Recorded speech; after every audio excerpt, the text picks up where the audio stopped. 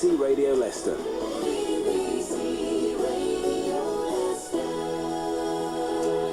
Yes, the slave trade is a subject which is endlessly fascinating, if not purely from a horrific perspective, and is the subject of a new book written Nduka Onwuegbute.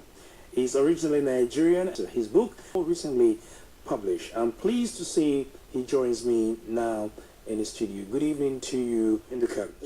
In colonial Africa, the prevalent justice system left much to be desired. Retribution was brutal, heavy and swift. The ruling elite used slavery to keep their citizenry on a pretty tight leash. Nigeria was no different. Why is Nigeria no different? Justice on the African continent is always referred to as jungle justice. Today, we hear of people going for trial, we hear kidnappings, we hear disappearances, people thrown into jail, no rigors of justice put in place. The reason why I pose that question is that if all those things were something that we stood up against and that we had in order to gain our independence, then what was the need and the point in actually going fighting for independence? I suppose the whole idea of speaking for oneself, actually being able to govern oneself, has always been an issue. But that is not really the subject of the book. The subject of the book is about how an innocent woman just tries to escape being captured as a slave. It's not just the woman herself, but the whole community. They're being besieged. Every time they turn around, there's somebody trying to attack the village, wanting to capture them and take them away through the ports of Calabar. The book is about the resistance of this capture, if I can put it that way. Now, what motivated you to write this book? As a child, I grew up a lot in Nigeria. I spent about 20 years of my life there. And that time, I lived with my grandmother, and she told me a lot of stories. And when she told me these stories, I had no idea how intricately woven they are to the history of the whole of the country. So, for example, you may have heard of Mungo Park, who supposedly discovered the River Niger, even though there were people swimming and fishing, feeding on the river long before that. And then along came the Lander brothers. Now, Mungo Park himself journeyed through one of the villages I'm talking about in the book, and the Lander brothers actually got kidnapped while they went about their exploits, their exploration along the Niger, because if you remember, they were following on from people like Clapton and Mungo Park, and they were the first set actually to fully go the length of the Niger as planned. And when they actually got kidnapped, the ransom for their rescue was paid by another African chief who they made alliances with at the time. So little stories like this, and stories of how they escaped a brutal justice system. For example, one of the reasons they migrated from their original place of settlement was their king was too heavy-handed on them. So if the king felt like somebody did something wrong, they will say, okay, go and catch a tree. And that really meant cutting down a tree and actually catching it before it hits the ground. So everybody gets perished under the tree. That is terrible. Now, I'm looking at looking at some of the books, and some of the characters look like is it Anashi? Anashi, yes. Yeah, Anashi. What is Anashi's role in the book? Anashi is the embodiment of innocence, the aspiration, the one that everybody wants to be. She's beautiful, she's graceful, she's polite. Everybody loves Anashi. However, she's the one that is being targeted. Also, she grew up loving someone. However, because another person takes her as a wife, and then she finds she has to struggle between accepting the husband, her fiancé, because they were at the point of marriage before the new contract. Right. Now, Nduka, just stay with me. We're going to take a disc and we'll come back. I'm hoping to keep a copy that I've got in front of me. You're very welcome to do it. So just stay with us. It's not just the drums. I've also brought some snacks, which I hope you'll be able to taste.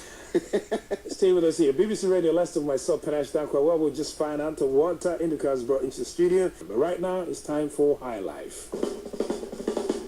Let me put this very question to him. All these stories in your book, is it anywhere a reflection of your own sort of personal life too? I wouldn't say that is the case. However, the way a person writes always reflects a person's view of life. The book is actually a historical fiction, so I've borrowed from stories my grandmother told me. I've borrowed from some research I've done from the journal entries of the people concerned. But for my personal life, there is a detachment. Right now, Nduka, you're in the studio here with some snack, traditional drums, and things like that. If we start with the snacks, cassava is the staple. That's right. Of the Delta. So I thought through, how can I bring Africa to Leicester? To BBC Radio Leicester. Yes, how can I bring cassava to Leicester, and how can I make it, accessible to my presenter? So I brought some. Right. You can have a go. Okay, that's it. It's quite, yeah. It's quite. Very hard. Very hard and dry. But it's quite nice, this one. It leaves a salty taste in your mouth. That's what you need as African.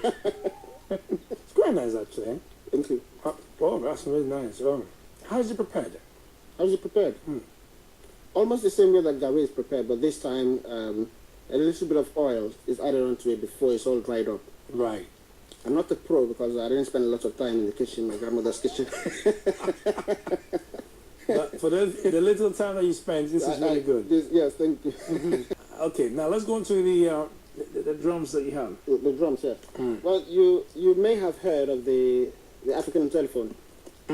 Yeah, well, I brought two in. Right. So, how do you demonstrate it? Imagine a situation where you've gone to the farm, you're in the middle of your farm, you've left your children behind. Right. However, there is somebody in the village, because not everybody leaves the village. And then there is a threat of war, either by alien invasion or, as the book is set, within the time of slavery, rovers coming into the village to capture some slaves. People in the farm, people in neighboring villages need to know exactly what is happening. So this is why they have drums to send messages not only between themselves but to other villages as well. Right. Okay. Right. So how's that done? Then? Demonstrate that. Okay. If you can put this to where on the mic where you are, so our listeners can have a lovely feel and. Exactly. Right. Let's hear it. It means that the town is spoiled. Yeah. There's an invasion coming. Yeah, so people need to gather around. What are they doing? Basically, return home. Return on whatever you're doing. Yeah. Just by that sound. Yeah.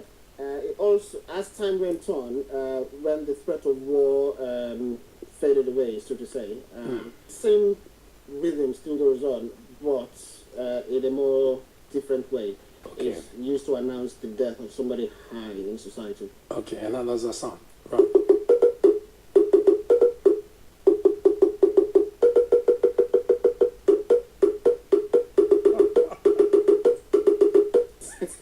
That is superb. Nduka, thank you so much. You really for taking the time to talk to us. But no doubt before you actually leave us, I want to find out where can people get hold of this? It's available online. My website, mybooktalk.com, where I grew publishing, Amazon, all the major bookshops. Say I want this copy, just mention the name of the book, they'll be able to call it up. Which is the Masters of the Confluence. Of the Confluence. And you can get them on Amazon? You can get them on the My Book Talk. Oh, mybooktalk.com. Also, you can get them from Tesco's when you're shopping, but you have to order it. Thank you so much. When is the next one coming out? Well, I have not stopped writing. I can imagine. I have not stopped writing. There is another a stage play I've actually written, and I'm looking at producing it here in Leicester. That one is about a woman who is trapped in her flat, and then she's harassed by the police because they want to get access to the... Very interesting. I'm very interested to see this. But in the meantime, if our listeners really want to get hold of this book, like you said, it can be bought on Amazon, it can be bought Tesco's online, mybooktalk.com, W.A. Smith, or the publishers, which is a rival. Thank you so much for taking the time to talk to us here on Into Africa. Thank you.